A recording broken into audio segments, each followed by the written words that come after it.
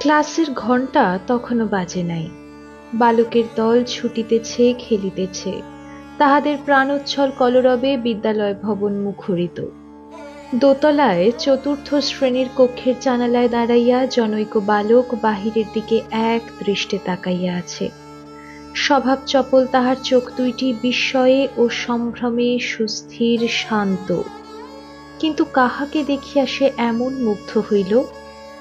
প্রধান শিক্ষক মহাশয় বিদ্যালয়ে প্রবেশ করিতেছেন। তাহার গৌরবর্ণ উন্নত দেহ, কালো আলপাকার কোট চাপানো, গলায় সাদা চাদর, এক হাতে ছাতা, অপর হাতে কি একখানা পুস্তক, আর আয়ত চক্ষু দুইটিতে যেন বিদ্যুতের ঝলক। তাহার চেহারায় যেমন অমিত তেজ ও মাধুর্য, চলনেও তেমনি অসীম দৃঢ়তা ও সৌন্দর্য। সৌম্যদর্শন তরুণ এই প্রধান শিক্ষকের প্রতিটি পদক্ষেপই বালককে আকৃষ্ট করিয়াছে।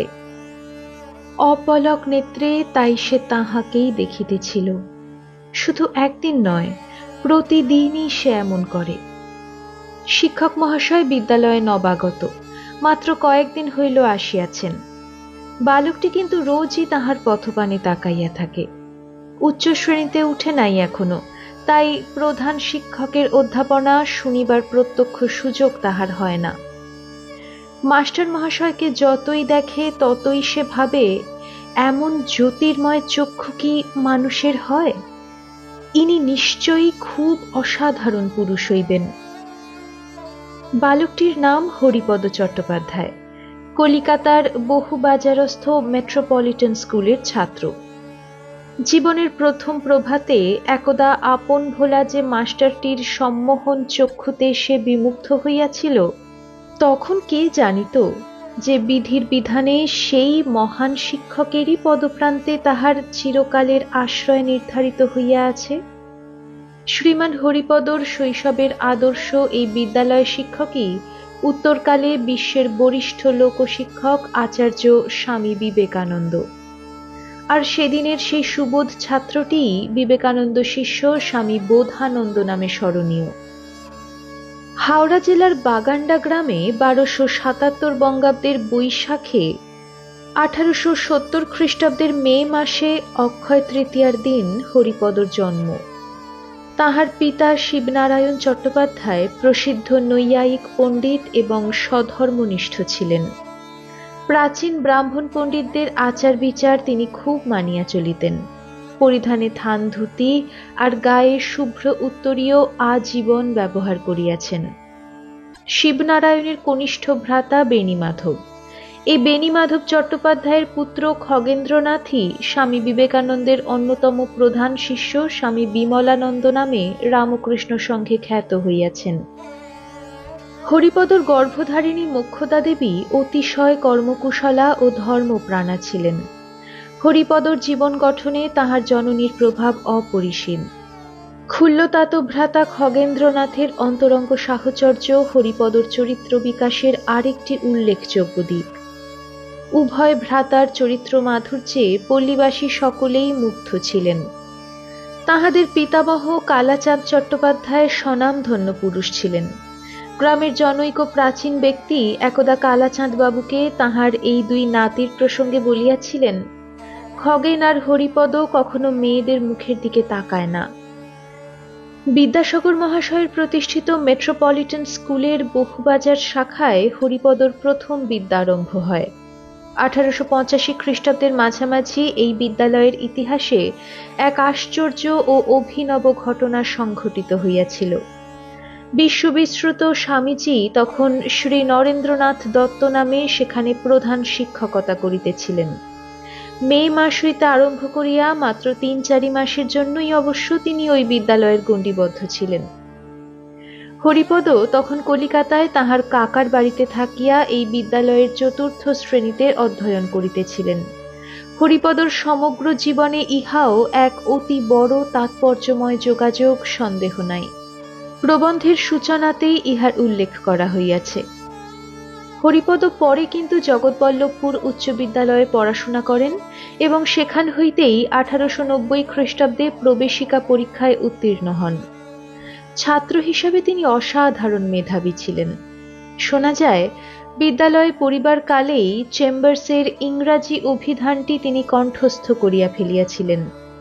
ক্ষুল্লতাত ভ্রাতা ফণীন্দ্রনাথকে নাকি প্রায় সমগ্র অভিধানখানি একবার মুখস্থ বলিয়াছিলেন। প্রবেশিকা পরীক্ষান্তে কলিকাতার রিপন কলেজে যখন তিনি অধ্যয়ন শুরু করেন, বস্তুত তখন হইতেই তাহার অধ্যাত্ম জীবনের গতি একটি সুনির্দিষ্ট লক্ষ্যের দিকে নিয়ন্ত্রিত হইয়াছিল। শুদ্ধানন্দ, বিরজানন্দ, আত্মানন্দ, প্রকাশানন্দ প্রমুখ স্বামীজির বিশিষ্ট সন্ন্যাসী সন্তানগণ পূর্বাশ্রমে তাহার সহপাঠী ও ধর্মবন্ধু ছিলেন। ইহারা তখন প্রায় 14-15 জন ছাত্র মিলিয়া প্রগাঢ় প্রীতির সহিত একটি দল গঠন করিয়াছিলেন। ভ্রাতা খগেন্দ্র, পরবর্তীকালে স্বামী বিমলানন্দ, অথবা কালীকৃষ্ণ, পরবর্তীকালে স্বামী বিরজানন্দের বাড়িতেই এই তরুণ দলের বৈঠক বসিত। ভগবৎ প্রসঙ্গ, সদালোচনা, শাস্ত্রপাঠ, সাধু দর্শন, ভজন কীর্তন ইত্যাদি ছিল এই যুবক দলের নিত্য অনুষ্ঠেয় কার্যক্রম। ভিক্ষা করিয়া দ্রব্যাদি সংগ্রহ করিয়া সাধু সেবা করা তাহাদের ধর্মচর্চার একটি বিশেষ অঙ্গ ছিল। ভিক্ষায় লব্ধ তরিতরকারি, চাউল ইত্যাদি কালীকৃষ্ণদের কোচম্যানের নিকট মাঝে মাঝে বিক্রয় করিয়া কিছু পয়সা জমাইয়া উহাও নানা সৎকাজে ব্যয়িত হইত। একবার হরিপদ প্রমুখ 3-4 জন ছেলে দয়ার সাগর ঈশ্বরচন্দ্র বিদ্যাসাগর মহাশয়ের বাদুর বাগানের বাড়িতে সাধু সেবার জন্য অর্থ ভিক্ষা করিতে গিয়াছিলেন। যুবকরা যথাযোগ্য প্রণামান্তে তাহাদের অভিপ্রায় জ্ঞাপন করিলে বিদ্যাসাগর মহাশয় নাকি বিরক্তির সহিত বলিয়াছিলেন, যখন নিজেরা অর্থ উপার্জনক্ষম হইবে তখন সৌপার্জিত অর্থে সাধু ভোজন করাইও, আমি উহার জন্য 1 পয়সাও দিব না। বোধহয় বিদ্যাসাগর মহাশয় ভাবিয়াছিলেন যে ছেলেরা পড়াশোনায় ফাঁকি দিবার জন্যই ধর্মের ভান করিয়া এইসব হুজুগ করিতেছে। যাহা হোক, হরিপদদের ভাবের পরিবর্তন কিন্তু ইহাতে কিছু মাত্র হয় নাই। একদিন গোলদিঘির ধারে বেড়াইবার কালে কাঁকুরগাছি যোগোদ্যানে ভগবান শ্রীরামকৃষ্ণের নিত্যাবির্ভাব উৎসবের একটি বিজ্ঞপ্তি হরিপদর হাতে কেহ দিয়াছিলেন। যোগোদ্যানের ঠিকানাটি হাতে পাইয়াই সহসা একদিন একাকী উক্ত উদ্যানে চলিয়া যান এবং ভক্তপ্রবর রামচন্দ্র দত্ত ও মনমোহন মিত্রের সহিত আলাপ পরিচয়ের সৌভাগ্য লাভ করেন। রামবাবুর মুখে শ্রী শ্রী ঠাকুরের কথা শুনিয়া হরিপদ যেন সত্যই স্বর্গীয় সুখ অনুভব করিয়াছিলেন। এতদিন নানা সূত্রে শ্রীরামকৃষ্ণের কথা শুনিলেও এমন স্পষ্ট ও প্রত্যক্ষভাবে তাহার সম্পর্কে জানিবার কোনো সুযোগ তাহাদের ছিল না। রামবাবু হরিপদকে জিজ্ঞাসা করিয়াছিলেন, আচ্ছা, শ্রী শ্রী পরমহংসদেবকে আপনার কি মনে হয়? রামবাবুর মুখে আপনি সম্বোধন শুনিয়া হরিপদ তো সংকোচে জড়সড় হইলেন এবং এইরূপ সম্বোধন না করিবার জন্যই রামবাবুকে অনুনয় করিয়াছিলেন। যাহা হোক, হরিপদ সোজাভাবে উত্তর দিয়াছিলেন, পরমহংসদেব একজন সিদ্ধ পুরুষ ছিলেন। রামবাবু বালকের এই উক্তি শুনিয়া সজোরে বলিয়াছিলেন, তিনি শুধু সিদ্ধ পুরুষ নহেন, তিনি অবতার। বহু ঘটনা এবং প্রত্যক্ষ অনুভবের কথা উল্লেখ করিয়া তিনি হরিপদর জিজ্ঞাসু অন্তরে এই ভাবটিকে পাকা করিয়া দিতে প্রয়াস পাইয়াছিলেন। হরিপদর উত্তর জীবনে লিখিত স্মৃতিকথা হইতে জানা যায়, সেদিন রামবাবু তাহাকে আরও বলিয়াছিলেন যে সিদ্ধ পুরুষ একটিমাত্র সাধন মার্গ অনুসরণ করিয়া সেটাতেই সমগ্র জীবন অতিবাহিত করেন এবং শেষ দশায় সিদ্ধি লাভ করেন। কিন্তু পরমহংসদেব জগতের প্রধান ধর্মগুলির সাধন পদ্ধতি নিয়মিত অনুষ্ঠান করিয়া সবগুলিতেই সিদ্ধি লাভ করেন এবং সকলের ভিতর একই সত্য উপলব্ধি করেন। তিনি বলিতেন, মত পথ, অর্থাৎ সমস্ত ধর্মমতই এক সত্যে প্রতিষ্ঠিত ও এক সত্যই উহাদের লক্ষ্য। দাপরে শ্রীকৃষ্ণের ন্যায় এ যুগে ধর্ম সমন্বয়ের শ্রেষ্ঠ গুরু শ্রীরামকৃষ্ণ, তিনিই যুগাবতার। রামবাবু সেদিন তাহার নিজের রচিত শ্রীরামকৃষ্ণদেবের জীবন বৃত্তান্ত একখানি হরিপদকে উপহার দিয়াছিলেন এবং অনেক রাত্রি হওয়ায় নিজের গাড়িতে করিয়া তাহাকে কলিকাতায় পৌঁছাইয়া দিলেন। শ্রীরামকৃষ্ণের একজন সাক্ষাৎ ভক্তের নিকট এমন আত্মীয়তা মাখা ব্যবহার এবং যুগাবতারের বার্তা শুনিয়া হরিপদ যেন অন্ধকারে পথ পাইলেন। আনন্দে আত্মহারা হইয়া বন্ধুদের নিকট আসিয়া সকল সংবাদ বলায় তাঁহারাও সকলে কাঁকুরগাছিতে গিয়া রামবাবুর সঙ্গলাভে উৎসাহিত হইয়া উঠিলেন। হরিপদর আসিতে বিলম্ব হওয়ায় ওই দিন বন্ধুরা অনুমানে এইরূপই কিছু একটা সংবাদ আশা করিয়া তাহারই প্রতীক্ষায় খগেনদের বাড়িতে সকলে মিলিয়া বসিয়াছিলেন। হরিপদ ফিরিয়া আসিলে সারা রাত্রি ধরিয়া নাকি সেদিন একমাত্র ঠাকুরের কথাই হইয়াছিল। পরের দিন সকলে চাঁদা তুলিয়া এবং ভিক্ষালব্ধ চাউল বিক্রয় করিয়া ৮-১০ টাকা সংগ্রহ করিলেন। ওই টাকায় কয়েকটি ভালো আম ও কিছু মিষ্টান্ন কিনিয়া লইয়া বন্ধুগণ সহ হরিপদ পুনরায় কাঁকুরগাছি যোগদানে গিয়াছিলেন। এইভাবে ভক্তপ্রবর রামচন্দ্র দত্তের সহিত ক্রমশ তাহাদের ঘনিষ্ঠতা বৃদ্ধি পাইতে থাকিল এবং উত্তরোত্তর যোগদানে যাতায়াত ও সেখানকার নানা টুকিটাকি কাজে তাহারা নিজেদের যুক্ত রাখিতে থাকিলেন। রামবাবুর ছিল বৈষ্ণব ভক্তের ভাব। একবার হরিপদ বালকোচিত সহজভাবে বলিয়া ফেলিয়াছিলেন, শ্রীরামকৃষ্ণদেবকে তো অনেক মাঝি মল্লাও দেখিয়াছে, তাহাদের কি হইয়াছে? রামবাবু ইহা শুনিয়া দারুণ রুষ্ট হইয়া বলিয়াছিলেন, পাষণ্ড, তুই শ্রীরামকৃষ্ণদেবের দ্বারে ভিক্ষুক, আর কিনা বলিতেছিস তাহাকে মাঝি মাল্লারা দেখিয়াছে, তাহাদের কি হইল? নিশ্চয় জানবি যে যে মাঝি মাল্লা সুকৃতিবশত তাহার শ্রীমূর্তি দর্শন করিয়াছে তাহারা তোর চেয়ে অনেক ভাগ্যবান। হরিপদ লজ্জায় ও ক্ষোভে রামবাবুর নিকট তাহার ওই উক্তির জন্য পায়ে ধরিয়া মার্জনা চাহিয়াছিলেন। পরবর্তীকালে এই ঘটনার উল্লেখ করিয়া তিনি নিজে লিখিয়াছেন, অনেক পরে বুঝিয়াছিলাম বাস্তবিক যে ব্যক্তি অজ্ঞাতসারেও শ্রী শ্রী রামকৃষ্ণদেবকে একবার মাত্র দর্শন করিয়াছিল সে মহাভাগ্যবান। আমি তাহার পাদস্পর্শ করিবার যোগ্য নই। কথামৃতকার শ্রীম বা ভক্তশ্রেষ্ঠ শ্রী মহেন্দ্রনাথ গুপ্ত তখন রিপন কলেজের প্রবীণ অধ্যাপক। হরিপদ ও তাহার সঙ্গীরা ভগবান শ্রীরামকৃষ্ণের অতি আদরের মাস্টারকে সহসা আবিষ্কার করিয়া তাহার পূর্ণ সান্নিধ্যে আসিবার সুযোগ লাভে ধন্য হইয়াছিলেন। মাস্টার মহাশয়কে একদিন শ্রীরামকৃষ্ণের কথা জিজ্ঞাসা করায় তিনি সসম্ভ্রমে সহসা উঠিয়া দাঁড়াইয়া পড়েন। রামবাবুর বাগানে ঠাকুরের তিরোভাব উৎসবে মাস্টার মহাশয় কেন যান নাই, বালক হরিপদ ইহাই জিজ্ঞাসা করিয়াছিলেন। মাস্টার মহাশয় অতিশয় বিনম্র ভাষায় উত্তর দিয়াছিলেন, শ্রীরামকৃষ্ণের তিরোভাব নাই, তিনি সদা বিরাজমান। এই একটি কথাতেই হরিপদ যেন দিব্য জ্ঞান লাভ করিয়াছিলেন। বরাহনগর মঠে শ্রীরামকৃষ্ণের ত্যাগী সন্তানমণ্ডলী লোকচক্ষুর অন্তরালে থাকিয়া যথার্থই কাম কাঞ্চনকে দূরে ঠেলিয়া ঠাকুরের ভাবে নিজ নিজ জীবন গঠন করিতেছেন, এই সংবাদ সর্বপ্রথম মাস্টার মহাশয়ের নিকটই হরিপদরা লাভ করিয়াছিলেন। ঠাকুরের এই ত্যাগী সন্তানদের নিকট তরুণদের প্রেরণ করিবার জন্য তিনি কতই না উৎসাহ দিয়াছেন। হরিপদ প্রমুখ ছাত্রদের তিনি একবার বেশ বলিয়াছিলেন, সন্ন্যাসী শিষ্যগণ জাত আম, যেমন ফজলি ল্যাংড়া, কিন্তু এখনো পাকে নাই। গৃহী শিষ্যগণ টোকো আম, কিন্তু পেকেছে। মাস্টার মহাশয়ের আদেশে হরিপদ আরো ২-১ সঙ্গী সহ একদিন অবশেষে বরাহনগর মঠে গিয়া উপস্থিত হইলেন। মঠে স্বামী রামকৃষ্ণানন্দজিকেই তাহারা সর্বপ্রথম দর্শন করেন। ভগবান শ্রীরামকৃষ্ণের ভাববিগ্রহ এই সন্ন্যাসীদের দর্শনে ও সাহচর্যে হরিপদের জীবন গতি এতদিনে উপযুক্ত পথ পাইল। বরাহনগর মঠের আকর্ষণ উত্তরোত্তর দুর্নিবার হইয়া উঠিল তাহাদের নিকট। হরিপদ ও আর বন্ধুরা ঘন ঘন মঠে আসা যাওয়া করিতে আরম্ভ করিলেন। একবার চৈত্র সংক্রান্তির দিন হরিপদ মঠে গিয়াছেন। তাহাকে দেখিয়াই স্বামী ত্রিগুণাতীতানন্দজি বলিয়া উঠিলেন, ওহে হরিপদ, আজ গ্রামে ভিক্ষা করতে যাব, তুমি যাবে আমার সঙ্গে? হরিপদ নিঃসংকোচে সম্মতি জানাইলেন।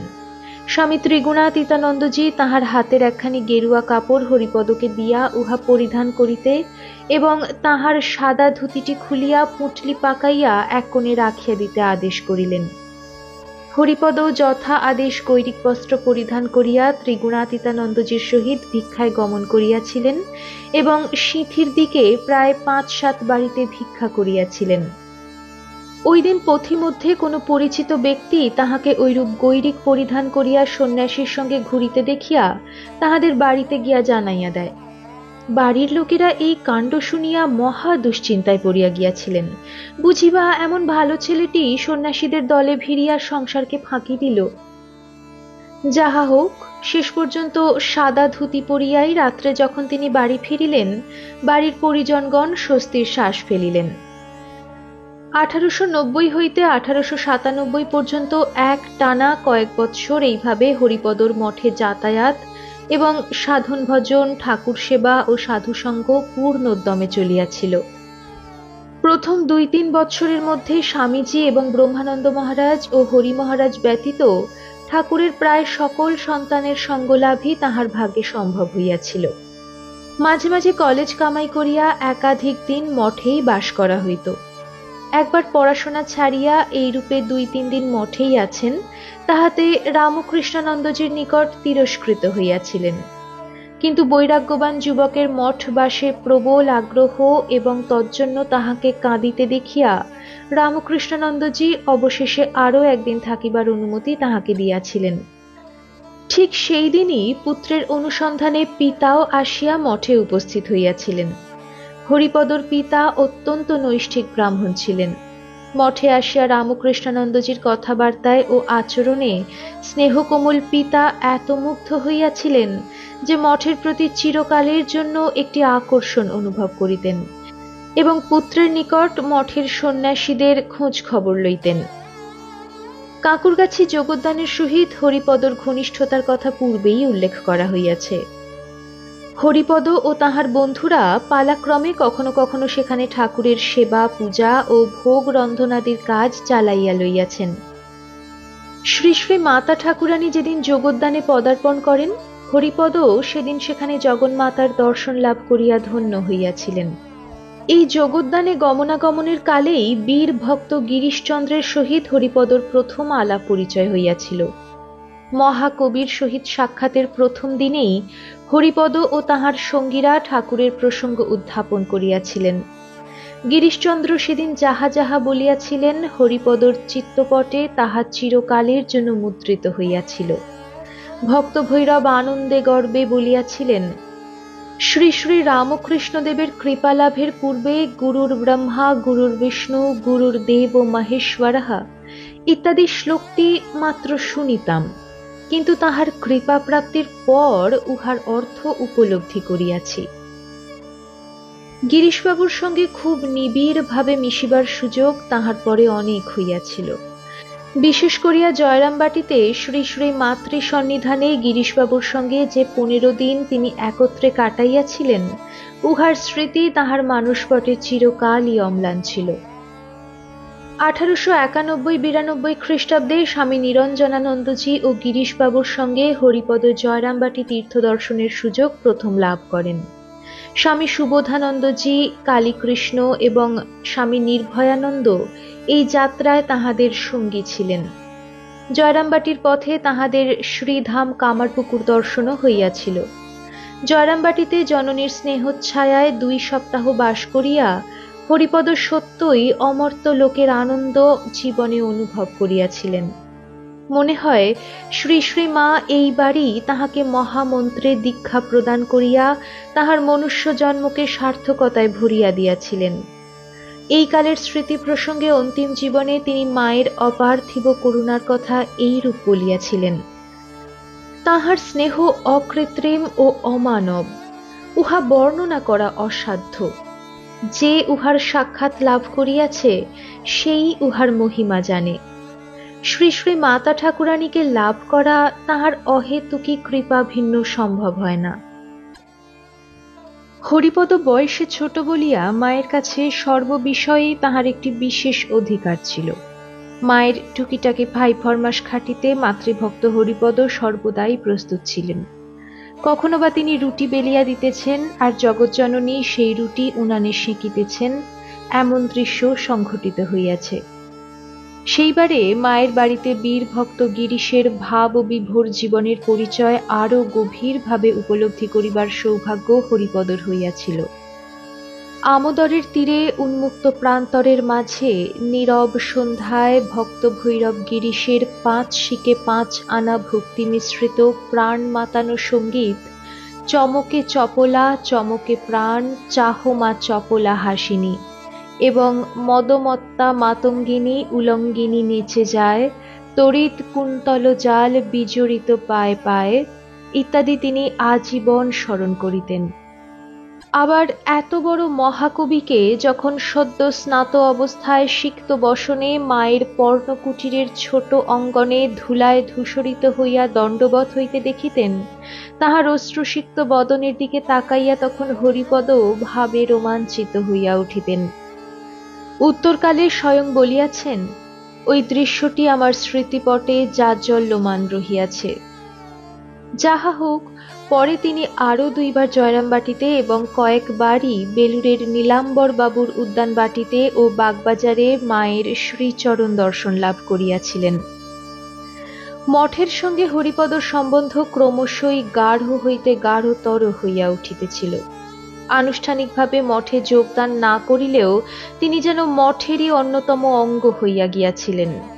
যেদিন বরাহনগর হইতে মঠ আলমবাজারে উঠিয়া যায় নভেম্বর 1891 সালে, সেদিনও তিনি মঠে থাকিয়া জিনিসপত্রাদি স্থানান্তর করার কাজে সারা দিন নিযুক্ত ছিলেন।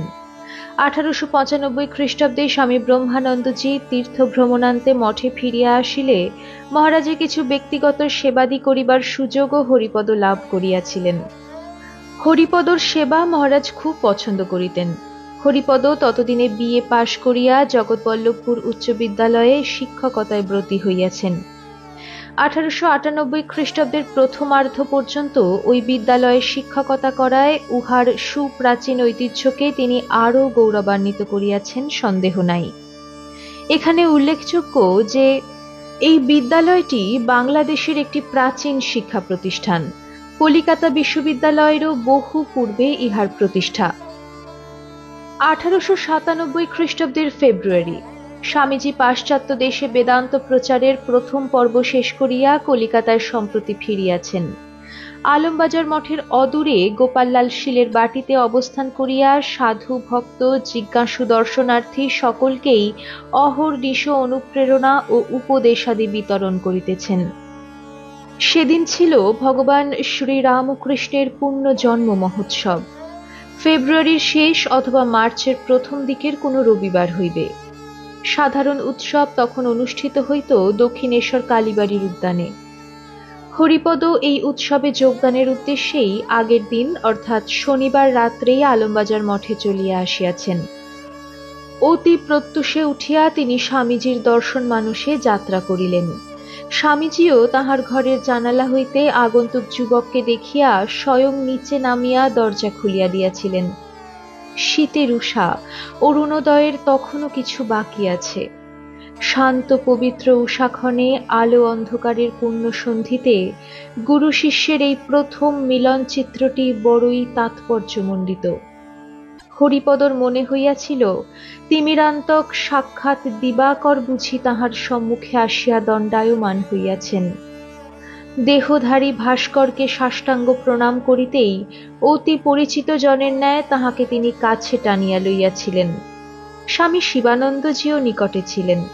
তিনি হরিপদর পরিচয় করাইয়া দিলে বহু বহু জন্মের ঘনিষ্ঠতা ব্যঞ্জক অতি আপন করা ভাবে স্বামীজি বলিয়া উঠিয়াছিলেন, বাবা, আমি তোমাকে ঠিক সন্ন্যাসী করব। আমার জন্য এক গ্লাস জল এনে দিতে পারো? হরিপদর জীবনে যথার্থই সুপ্রভাত রচিত হইল সেদিন।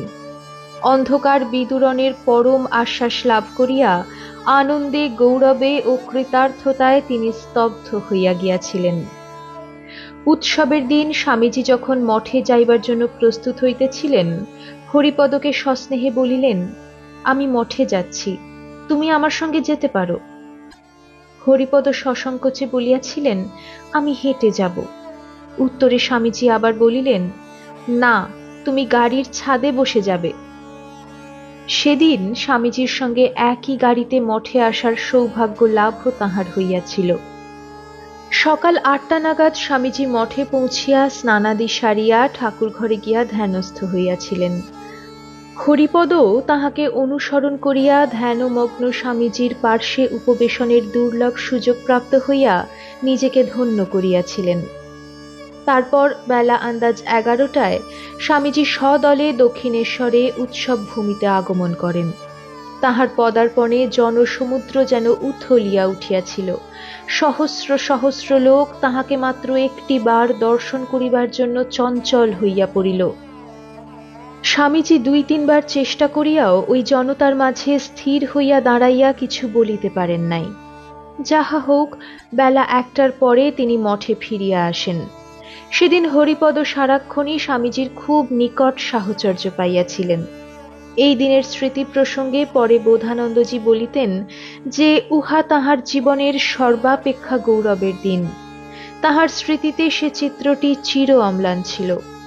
উত্তর জীবনেও সেই দিনটির কথা স্মরণ করিয়া তিনি আনন্দ শিহরণ অনুভব করিতেন। That was a most glorious day of my life. Its impression is indelible in my memory. As I think of it now, I still seem to feel the thrill of joy I felt then. স্বামীজির পুণ্য দর্শনের স্মৃতিকে বক্ষে লইয়া হরিপদ বাড়িতে ফিরিয়া আসিয়া বিদ্যালয়ের কাজকর্মে আবার লাগিলেন ঠিকই, কিন্তু তাহার মন পড়িয়া থাকিত আলমবাজার মঠে। মঠে যাতায়াত আরও বৃদ্ধি পাইতে থাকিল। স্বামীজির দর্শন ও সঙ্গ এখন হইতে হরিপদর জীবনকে আলোড়িত করিয়া তুলিল। মঠে তখন স্বামীজি নিয়ম করিয়াছিলেন, ঠাকুর ঘরে সারা রাত্রি ধরিয়া সাধু ব্রহ্মচারীরা পালাক্রমে জপ ধ্যান করিবেন। হরিপদ যেদিন যেদিন মঠে রাত্রিবাস করিতেন, সেদিন সেদিন তাহাকেও ঐরূপ জপ ধ্যান করিতে হইত। একবার বিদ্যালয়ে গ্রীষ্মের ছুটি হইলে অন্য কোথাও না গিয়া তিনি মঠে আসিয়া স্বামীজির সাহচর্যে কিছুকাল বাস করিবার সুযোগ পূর্ণ মাত্রায় গ্রহণ করিয়াছিলেন। এই কালের এক একটি চিত্র তাহার মানসপটে চিরকালের জন্য অঙ্কিত ছিল। একদিন বেলা তখন 10:30। ঠাকুর ঘরে সাধুরা বসিয়া ধ্যান করিতেছেন। প্রেমানন্দজির কি সাধ হইল, স্বামীজিকে আসিয়া ধরিয়া বসিলেন ঠাকুরের পূজা করিবার জন্য। স্বামীজি তৎক্ষণাৎ সম্মত হইলেন এবং অতি গম্ভীরভাবে ধীরে ধীরে পূজার আসনে গিয়া বসিলেন। আসনে বসিতে না বসিতেই মন যেন কোন রাজ্যে চলিয়া গেল, আর তিনি গভীর ধ্যানে নিমগ্ন হইলেন। দীর্ঘ সময় এইরূপ ধ্যানস্থ থাকিবার পর ক্রমে যেন বাহ্যভূমিতে নামিয়া আসিয়া পুষ্পপাত্রে যত ফুল ছিল উহাতে চন্দন ছিটাইয়া দিলেন।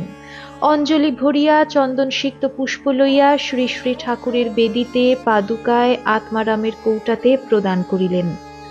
সুন্দর পরিপাটি করিয়া অতি সন্তর্পণে প্রভুর আলেখ্যে নানা বর্ণের পুষ্প সাজাইয়া দিলেন। তারপর অবশিষ্ট ফুলগুলি ধ্যানরত গুরুভ্রাতা ও শিষ্যদের মস্তকে বর্ষণ করিলেন। এমন অপূর্ব পূজাবিধি হরিপদ পূর্বে কখনো দেখেন নাই। কোনো উপচারের বালাই নাই, ঘণ্টাধ্বনি নাই, কোষাকুষির আওয়াজ নাই, জল ছিটানো নাই, মুদ্রা প্রদর্শন নাই।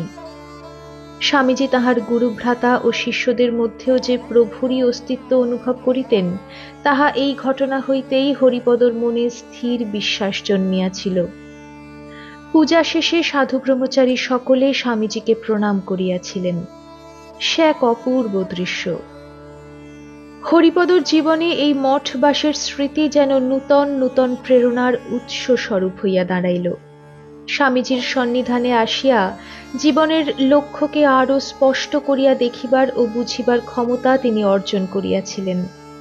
এই কালে প্রত্যহ তিনি স্বামীজির আদেশে গীতার 10টি করিয়া শ্লোক কণ্ঠস্থ করিতেন এবং স্বামীজিকে আবৃত্তি করিয়া শুনাইতেন। যাহা হোক, জুন মাসে স্বামীজি আলমোড়া চলিয়া যান এবং গ্রীষ্মাবকাশ শেষ হইয়া যাওয়ায় হরিপদও বাড়িতে ফিরিয়া আসিয়া পুনরায় বিদ্যালয়ের কার্যে নিযুক্ত হইয়াছিলেন। কিন্তু গৃহে থাকিয়া সংসারের দিকে মন দেওয়া এখন হইতে তাহার পক্ষে ক্রমশই অসম্ভব হইয়া উঠিতেছিল। তাহার চিত্ত তখন বৈরাগ্যের প্রচণ্ড অগ্নিতে প্রদীপ্ত হইয়া উঠিয়াছে। অবশেষে 1898 শেষ দিকে হরিপদ চিরতরে সংসার ত্যাগ করিয়া মঠে আসিয়া যোগদান করিলেন। ততদিনে মঠ বেলুড়ের নীলাম্বর মুখোপাধ্যায়ের ভাড়াটিয়া বাড়িতে চলিয়া আসিয়াছে। এই বৎসরেরই নভেম্বরে স্বামীজি আলমোড়া হইতে কাশ্মীর হইয়া মঠে ফিরিয়া আসেন। বৈরাগ্যবান তরুণ যুগাচার্যের কৃপা দৃষ্টিতে পড়িয়া তাঁহারই চরণাশ্রয়ে ভিক্ষা করিলেন। স্বামীজি হরিপদকে সন্ন্যাস দীক্ষা দিয়া নাম দিয়াছিলেন স্বামী বোধানন্দ। মঠে ধ্যান ভজন শাস্ত্র পাঠাদিতে তখন সকলেই খুব ভরপুর। বিশেষত স্বামীজি মঠেই অবস্থান করায় সাধু ব্রহ্মচারীদের আনন্দের সীমা নাই। তাহাদের আদর্শ যেন মূর্তি পরিগ্রহ করিয়া তাহাদেরই সঙ্গে সঙ্গে ফিরিতেছেন। মঠের সেই উদ্দীপনাময় পরিবেশে অবস্থান করিয়া বোধানন্দ স্বাধ্যায় ও জপ ধ্যানাদিতে আত্মনিয়োগ করিয়া উত্তরোত্তর আনন্দে ভরিয়া উঠিতেছিলেন। ওই সময়ে স্বামীজির আদেশে তিনি স্বামী শারদানন্দজির নিকট গীতা ও ব্রহ্মসূত্র নিয়মিত অধ্যয়ন করিতেন। শারদানন্দজির শাস্ত্র ব্যাখ্যা বোধানন্দের অধ্যাত্ম জীবনে দিন দিনই নূতন আলোকের সন্ধান আনিয়া দিত। 1900 খ্রিস্টাব্দের এপ্রিলে বোধানন্দ উত্তরাখণ্ডের তীর্থাদি দর্শনে বহির্গত হন। গুরুভ্রাতা প্রকাশানন্দের সহিত হিমালয়ের কেদার বদ্রী প্রভৃতি দুর্গম তীর্থ তিনি নগ্ন পদে ভ্রমণ করেন। অতঃপর ঋষিকেশ ও হরিদ্বারে থাকিয়া কিছুকাল কঠোর তপস্যায় আত্মনিয়োগ করিয়াছিলেন। পরে কনখলে গুরুভ্রাতা কল্যাণানন্দের সাহচর্যে বাস করিয়া তাহার আরব্ধ সেবা কার্যেও কিছুদিন সহায়তা করিয়াছিলেন। আহারাদির জন্য তখন তাহাদের মাধুকরীই ছিল অবলম্বন। যাহা হোক, ঋষিকেশেই বোধানন্দের তপস্যাকালের অধিক ভাগ কাটিয়াছে। নিরবিচ্ছিন্ন সাধন ভজনাদি ও স্বাধ্যায়াদি বোধানন্দের সন্ন্যাসী মনকে তখন আরও সতেজ ও শক্তিশালী করিয়া গড়িয়া তুলিতেছিল। এমন সময় সংবাদ পাইলেন জাপানি মনীষী ওকাকুরাকে সঙ্গে লইয়া স্বামীজি কাশীধামে আসিয়াছেন। শ্রী গুরুর দর্শনাকাঙ্ক্ষায় মন ব্যাকুল হইয়া উঠিলে বোধানন্দ হরিদ্বার হইতে কাশীধামে গিয়া উপস্থিত হইলেন। শোনা যায়, তপস্বী শিষ্যের আগমন সংবাদে স্বামীজি বলিয়া পাঠাইয়াছিলেন, তাকে আমার কাছে সোজা আসতে বলে দাও, আমি তাকে ঋষিকেশের বেশেই দেখতে চাই। প্রিয় শিষ্যকে পাইয়া স্বামীজি অত্যন্ত আনন্দিত হইয়াছিলেন। তপস্যার সংবাদাদি খুঁটিনাটি সব জিজ্ঞাসা করিলেন। পরে বলিয়াই ফেলিলেন, তুমি আসাতে আমি খুব খুশি হয়েছি। জনৈক মহারাজা এখানে একটি আশ্রমের জন্য প্রাথমিক ব্যয়ভার বহন করতে সম্মত আছেন। সে আশ্রমের ভার তুমি নিতে পারবে কি? বোধানন্দ বিনীতভাবে স্বীয় অক্ষমতা জ্ঞাপন করিলেন। বলিলেন, আমার চেয়েও উপযুক্ত সব এখানে আছেন, যারা ভালো শাস্ত্র ব্যাখ্যা করতে পারেন। স্বামীজি ইহাতে বলিয়াছিলেন, তুমি অপরের অনুকরণ করো না। আমি বলি, আদর্শনিষ্ঠ জীবন যাপন পূর্বক স্বাভাবিকভাবে কাজ করে যাও। আন্তরিক হলে তুমি নিশ্চিতই সফল হবে। স্বামীজি অতঃপর বেলুড়ে ফিরিয়া আসেন। বোধানন্দকেও সঙ্গে লইয়া আসিয়াছিলেন। বোধানন্দ পুনরায় শ্রীগুরুর পবিত্র সন্নিধানে বাস করিবার সৌভাগ্য লাভ করিয়া নিজেকে বড়ই কৃতার্থ জ্ঞান করিলেন। ধ্যান ভজন ও গুরু সেবায় তাহার দিন বেশ আনন্দেই কাটিতে থাকিল। সাধ্যানুযায়ী মঠের অন্যান্য কাজেও তাহার উৎসাহ ও আন্তরিকতার কিছুমাত্র অভাব দেখা যাইত না। একবার কিছুদিন ধরিয়া মঠে ম্যাথর অনুপস্থিত থাকিলে বোধানন্দ স্বয়ং ময়লার টব মাথায় বহিয়া অন্যত্র লইয়া গিয়া প্রথিত করিয়াছিলেন এবং নিয়মিত সেসব পরিষ্কার করিতেন। ছোট বড় সকল কাজকেই তিনি উপাসনা জ্ঞানে পরম নিষ্ঠার সহিত করিতেন। শাস্ত্রপাঠ, ধ্যান ধারণা ও স্বামীজির সেবাকে তিনি সমানই বোধ করিতেন। মঠে তখন স্বামীজির আদেশ ছিল, প্রত্যুষে উঠিয়া যথাকালে ঠাকুর ঘরে গিয়া ধ্যান জপে না বসিলে সেদিন ভিক্ষা করিয়া ভোজনের ব্যবস্থা করিতে হইবে। একদিন কোনো কারণে বোধানন্দ ও অন্য কাহারও প্রত্যুষে ঠাকুর ঘরে যাইতে বিলম্ব হইয়াছিল। স্বামীজির নির্দেশ হইল, সকলে আজ কলিকাতায় গিয়ে ভিক্ষে করুক, মঠে কেউ আহার পাবে না। প্রিয় শিষ্যকে আরও একটু বিশেষ বলিয়া দিলেন, দেখো, কোনো আত্মীয়ের বাড়ি যেও না যেন। বোধানন্দ কলিকাতায় গিয়া গুরুর নির্দেশ অক্ষরে অক্ষরে পালন করিয়াছিলেন। এমনকি স্বামী ত্রিগুণাতীতানন্দজির সঙ্গে পথে দেখা হইলে তিনি কিছু পয়সা দিতে চাহিয়াছিলেন, বোধানন্দ তাহাও লন নাই। ভিক্ষাশ্রান্ত দেহে যখন সন্ধ্যায় বেলুড়ে ফিরিয়া আসেন, তখন খেয়াঘাটে দেখিলেন স্বামীজি যেন তাঁহারই পথ চাহিয়া দাঁড়াইয়া আছেন। আদরের সঙ্গে কাছে ডাকিয়া স্বামীজি ভিক্ষার সব অভিজ্ঞতা জিজ্ঞাসা করা মাত্রই তাহার সারাদিনের ক্লান্তি যেন নিমেষে কোথায় অন্তর্হিত হইয়া গেল।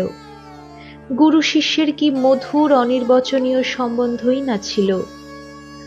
স্বামীজির অতি ঘনিষ্ঠ সাহচর্যে বাস করিবার ফলে তাহার অন্তর্জীবনের কয়েকটি মাধুর্যমণ্ডিত বৈশিষ্ট্যকে প্রত্যক্ষ করিবার দুর্লভ সুযোগ বোধানন্দ পাইয়াছিলেন। বেদান্ত ঘনমূর্তি বিবেকানন্দ বেলুড়ের গঙ্গাতটে দাঁড়াইয়া দূরে অপর তীরে দক্ষিণেশ্বরের মন্দিরগুলির দিকে তাকাইয়া কিরূপ ভাববিহ্বল হইয়া পড়িতেন, সে দৃশ্য বোধানন্দের মনশ্চক্ষে চির সমুজ্জ্বল ছিল। এইরূপ একদা গঙ্গার ধারে বেড়াইতে বেড়াইতে দক্ষিণেশ্বরের দিকে ফিরিয়া আবেগের সহিত ঠাকুরের প্রসঙ্গে নিজেরও কথা কতই না বলিয়া ফেলিয়াছিলেন। আমার বাহিরে অদ্বৈত বেদান্তের ভাব, আর অন্তরে ভক্তির ফুলগু। ঠাকুরের আবার ঠিক বিপরীত। পরে শিষ্য বোধানন্দকে রহস্য করিয়া আবার বলিয়াছিলেন, নিরক্ষর ওই ব্রাহ্মণ পূজারীর স্নেহের গোলাম হয়ে দেখ আমার অমূল্য জীবনের কত উজ্জ্বল ভবিষ্যৎ নষ্ট করেছি। ভুবনজয়ী বিবেকানন্দের এমন রহস্যবাক্যে বোধানন্দ আনন্দে বিস্ময়ে অভিভূত হইয়াছিলেন। স্বামীজি সেদিন যেন মূর্তিমান বিশ্বাসরূপে তাহার নিকট আবির্ভূত ছিলেন। বিমুগ্ধ বোধানন্দ তদীয় শ্রী গুরুর মুখে শুনিয়াছিলেন, ঠাকুর অবতার ছিলেন কি তদপেক্ষাও বড় ছিলেন তা জানি না, তাকে বর্ণনা করবার চেষ্টা করলেই তার মহিমাকে ক্ষুণ্ণ করা হয়। 1902 খ্রিস্টাব্দের 4 জুলাই শ্রী শ্রী স্বামীজি মর্তলীলা সংবরণ করেন। শ্রী গুরুর মহাপ্রয়াণ চোখের সম্মুখে দেখিয়া বোধানন্দ হতবিহ্বল হইয়া পড়িয়াছিলেন। প্রচণ্ড আঘাতে তাহার বক্ষপিঞ্জর বুঝি চূর্ণ বিচূর্ণ হইয়া গিয়াছিল। ওই দিনও বিকালে তিনি স্বামীজির পদপ্রান্তে বসিয়া পাণিনির পাঠ গ্রহণ করিয়াছেন। কিন্তু হায়, তখন কেই বা জানিত যে উহাই ছিল স্থূল দেহে তাহার শেষ অধ্যাপনা।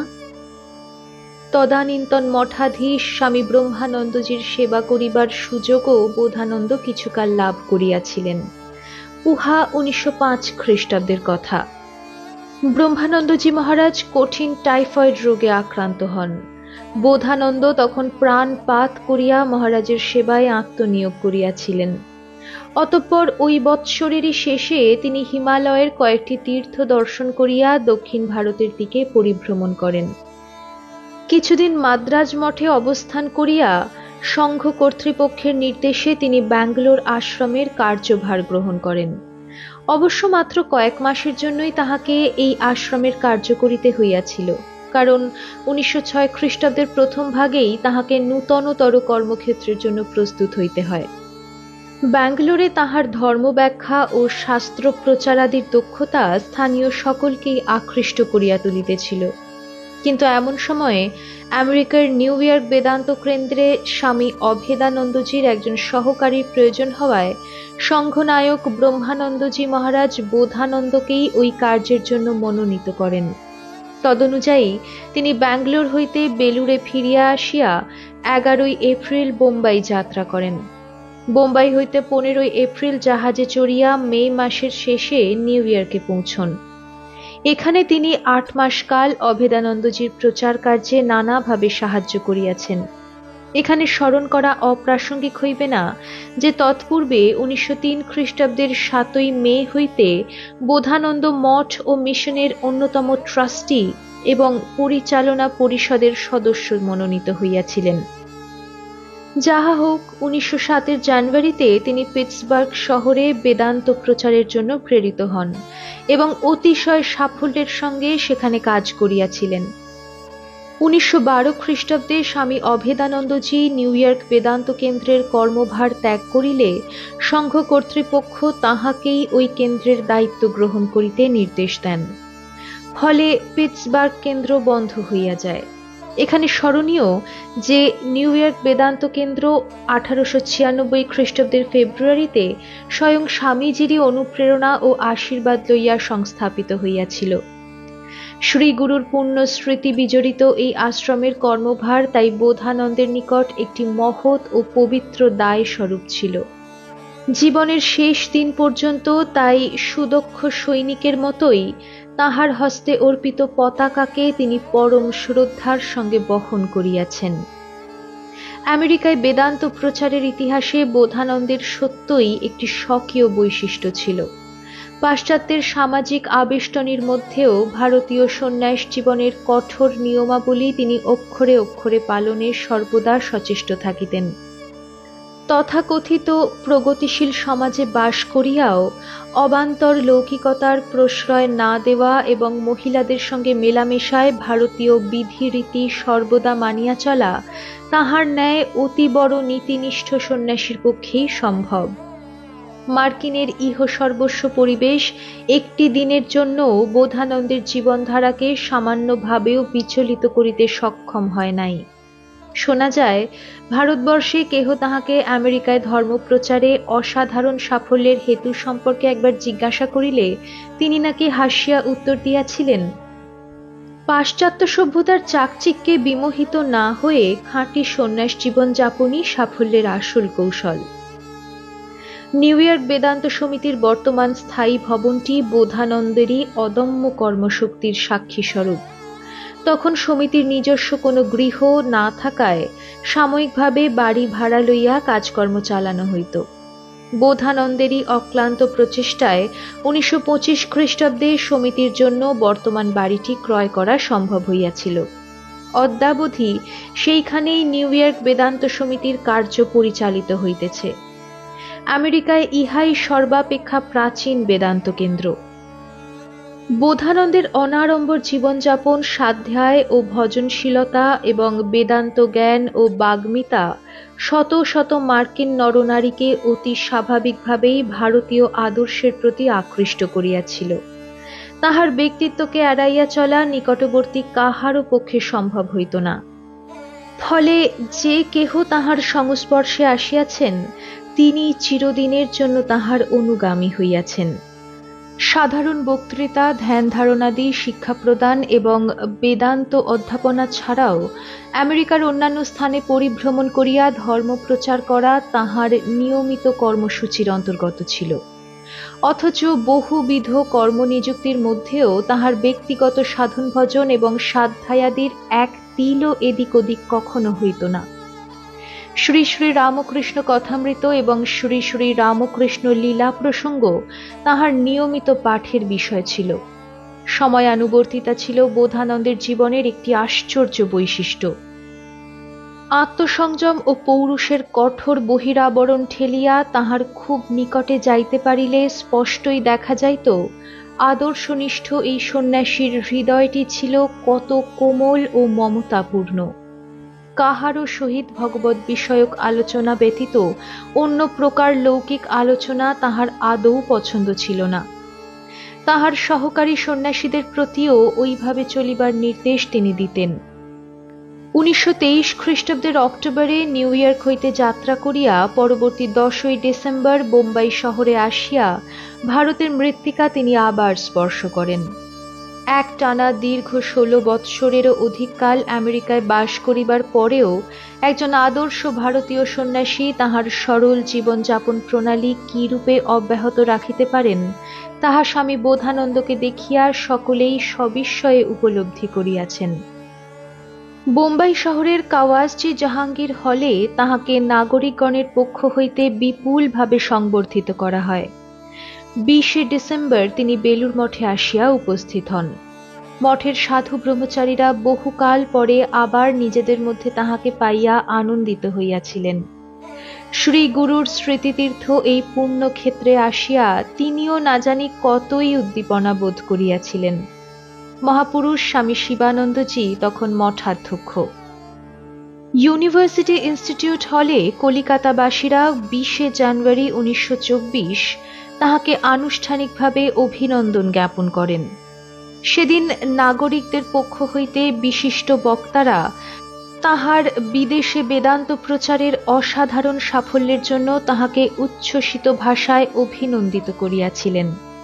কলিকাতাবাসীর হৃদয়ের প্রীতি স্মারকরূপে একটি রৌপ্যমণ্ডিত কমণ্ডলু এবং মানপত্র তাহাকে উপহার প্রদান করা হইয়াছিল। স্বামী বোধানন্দ অতিশয় সহজ সরল ভাষায় তাহাদের অভিনন্দনের একটি সারগর্ভ প্রতিভাষণ দিয়াছিলেন। প্রিয় গুরুভ্রাতা শুদ্ধানন্দ তখন কাশীধামে। এই অনুষ্ঠানের সংবাদে তিনি ঠিক ওই তারিখেই এই চিঠিতে লিখিয়াছিলেন, অদ্য বোধানন্দ স্বামীর রিসেপশন হইবে জানিয়া বিশেষ সুখী হইলাম। আশা করি উহা খুব ভালো রকমই হইবে এবং এই রিসেপশনের ফলে সাধারণের মনে ক্ষণকালের জন্য ঠাকুরের ও তাহার উপদেশাবলীর কথা উদিত হইবে। মঠে অবস্থানকালে নানা স্থানে ধর্মসভায় যোগদানের জন্য অজস্র আহ্বান তাহার নিকট আসিত। এইসব আহ্বানে সাড়া দিতেই হইত, ফলে বক্তৃতাদির বিরাম এ দেশেও ছিল না। ওই বৎসরই শ্রী শ্রী স্বামীজির আবির্ভাব তিথির দিনেই বেলুর মঠে বিবেকানন্দ মন্দির প্রতিষ্ঠার কার্য সম্পন্ন হয়।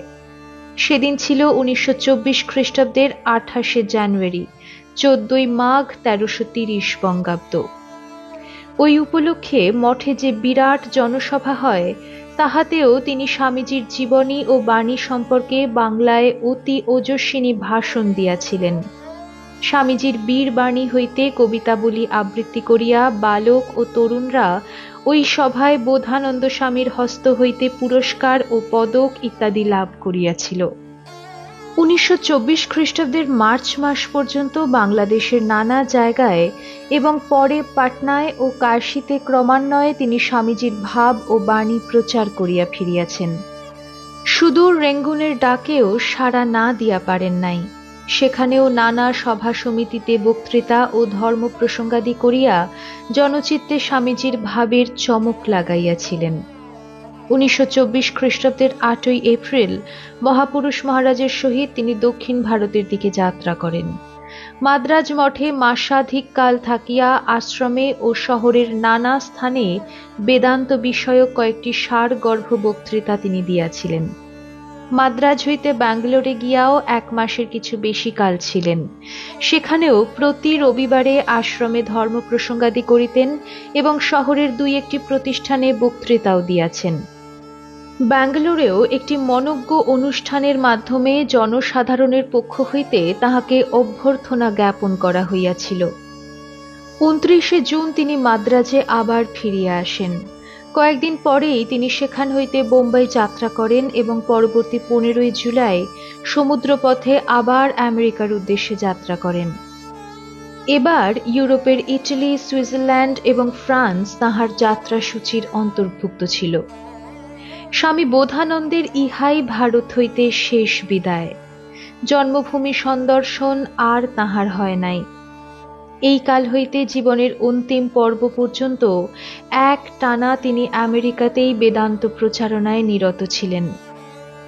বোধানন্দের ন্যায় বৈরাগ্যবান ও নিয়মনিষ্ঠ সন্ন্যাসীর সংস্পর্শে আসিয়া নিউ ইয়র্কস্থ জিজ্ঞাসু নরনারী যে অধ্যাত্মপথের প্রচুর পাথেয় সংগ্রহ করিয়াছেন, এ কথা নিঃসংশয় বলা যায়।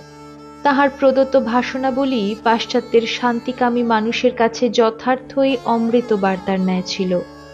লেকচার্স অন বেদান্ত ফিলসফি নামে সুবৃহৎ গ্রন্থাকারে তাহার কয়েকটি স্মরণীয় বক্তৃতা বেদান্ত সমিতির অনুরাগীদের প্রচেষ্টায় উক্ত সমিতি হইতে প্রকাশিত হইয়াছে। যদিও আত্মগোপন প্রিয় সন্ন্যাসী তাহার এই সকল ভাষণকে গ্রন্থের রূপ দিতে মোটেই ইচ্ছুক ছিলেন না। বেদান্ত দর্পণ নামে একটি ত্রৈমাসিক পত্র বোধানন্দের পরিচালনায় কিছুকাল প্রকাশিত হইয়াছিল। উহাতেও তাহার মনীষাপূর্ণ ভাষণ কখনো কখনো মুদ্রিত দেখা যাইত। শ্রীগুরুর আরব্ধ বেদান্ত প্রচারের মহৎ কর্মভারকে বোধানন্দ জীবনের শেষ ক্ষণটি পর্যন্ত প্রসন্ন মুখে একটি পবিত্র ব্রত বলিয়াই সাধন করিয়া গিয়াছেন। জরা, বার্ধক্য বা শারীরিক কোনো বাধাই তাহাকে এই পবিত্র ব্রত উদযাপনে বিন্দুমাত্র নিরুদ্যম করিতে সক্ষম হয় নাই। গুরু বিবেকানন্দের আকাশের ন্যায় উদার আর সমুদ্রের মতো গভীর হৃদয়ের প্রত্যক্ষ সংস্পর্শে আসিতে পারিয়াছিলেন বলিয়াই বোধহয় শিষ্যের জীবনে মানব প্রেমের ধারাটি চিরদিনই এমন প্রাণোচ্ছল ছিল। স্বামীজি ছিলেন প্রকৃত পুরুষোত্তম। স্বামীজি ছিলেন প্রকৃত পুরুষোত্তম। তাহার উদার মানবপ্রেমিক হৃদয়ই আমাকে চিরতরে আকৃষ্ট ও আবদ্ধ করিয়াছিল। আমেরিকা হইতে লেখা এই সময়কার তাহার একটি চিঠি 26শে ডিসেম্বর 1924 সালে লিখিত কিছু অংশ এখানে উদ্ধৃতি দিলে তাহার উল্লিখিত দৃঢ় চারিত্রিক বৈশিষ্ট্যটি বুঝিতে সুবিধা হইবে। পাটনার জনৈক তরুণ ভক্তকে লিখিতেছেন, পাটনা আশ্রমের জন্য একটি স্থায়ী বাটি নির্মাণকল্পে টাকা উঠিতেছে জানিয়া সুখী হইলাম। সকলই শ্রী শ্রী ঠাকুরের ইচ্ছা। আমরা অবিশ্বাসী বলিয়া আঁকুপাঁকু করিয়া থাকি। তাহার ইচ্ছার উপর নির্ভর করিয়া থাকিতে পারিলে সময়ে সবই তিনি করিয়া দেন। আমরা তাহার যন্ত্রস্বরূপ। আমি ঘর তুমি ঘরণী, আমি যন্ত্র তুমি যন্ত্রী ইত্যাদি। নিমিত্ত মাত্রাং ভবসব্য সাচিন। তাহার কৃপায় তাহার প্রতি আমাদের ভক্তি হোক ও তাহার মহৎ কার্যের অধিকারী হইয়া আমরা যেন ধন্য হইতে পারি, ইহাই আমার একান্ত প্রার্থনা। শেষ জীবন ভারতেই কাটাইবার আকাঙ্ক্ষা তিনি পোষণ করিতেন, কিন্তু তাহার জীবন দেবতার ইচ্ছা ছিল অন্যরূপ। বৃদ্ধ বয়সেও কর্মে ক্লান্তি বোধ করিতেন না, কিন্তু ধ্যান ধারণা ও ঈশ্বর নির্ভর ইহাই ছিল তাহার সমগ্র কর্মের মূল প্রেরণা। দেহরক্ষার মাত্র কয়েক মাস আগে একজনকে পত্রে লিখিয়াছিলেন, মা কতদিনে তার কাছে নিয়ে যাবেন তিনিই জানেন।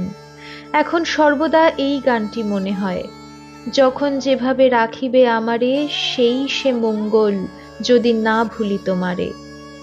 তাহাকে স্মরণ করাই স্বর্গবাস। জনৈক অন্তরঙ্গকে লেখা উক্ত পত্রটির উল্লিখিত অংশের প্রতিটি কথায় মাতৃগত প্রাণ বোধানন্দের জীবন সাধনার একটি সংক্ষিপ্ত অথচ সুস্পষ্ট আলেখ্য পাওয়া যায়। বৃদ্ধ শরীরে পূর্বের ন্যায় শ্রম ক্রমশই অসম্ভব হইয়া দাঁড়াইল। অবশেষে তিনি কঠিন প্রস্টেট গ্ল্যান্ডের পীড়ায় শয্যা গ্রহণে বাধ্য হইয়াছিলেন। ব্যাধি উত্তরোত্তর বৃদ্ধি পাইতে থাকায় 1950 খ্রিস্টাব্দের 14ই মে তাহাকে নিউ ইয়র্ক শহরের রুজভেল্ট হাসপাতালে চিকিৎসার্থ ভর্তি করা হয়। বিশেষজ্ঞগণ অস্ত্রোপচারের সিদ্ধান্ত করেন এবং তদনুযায়ী 18ই মে অস্ত্রোপচারের দিন ধার্য হয়। সেদিন ছিল বৃহস্পতিবার। চিকিৎসকগণের বহুবিধ সতর্কতামূলক ব্যবস্থা থাকা সত্ত্বেও বৈকাল 3:15 অস্ত্রোপচারকালে স্বামী বোধানন্দ নশ্বর দেহ ত্যাগ করেন। ত্যাগ, তপস্যা ও কর্মময় 80 বর্ষ দীর্ঘ একটি যাত্রার পরিসমাপ্তি ঘটিল বটে, কিন্তু পশ্চাতে যে পদচিহ্নগুলি পড়িয়া থাকিল, উহাই ভবিষ্যৎ পথিকদের অনেককে পথ চলিবার ইঙ্গিত করিবে। যুগাচার্য স্বামী বিবেকানন্দের অন্যতম শ্রেষ্ঠ বার্তাবহ বোধানন্দ মাত্র ক্ষুদ্র কয়েকটি কথায় তাহার নিজ জীবনের প্রধান ঘটনাবলী ব্যক্ত করিয়া গিয়াছেন। কথা কয়টি এই, স্বামীজির মতো মহাপুরুষের আশ্রয় লাভ, ঠাকুরের দরবারে স্থান লাভ এবং সংসার হইতে অব্যাহতি লাভ, এই তিনটি আমার জীবনের প্রধান ঘটনা বলিয়া মনে করি। স্বামী বোধানন্দের যথার্থ আত্মজীবনী ইহাই।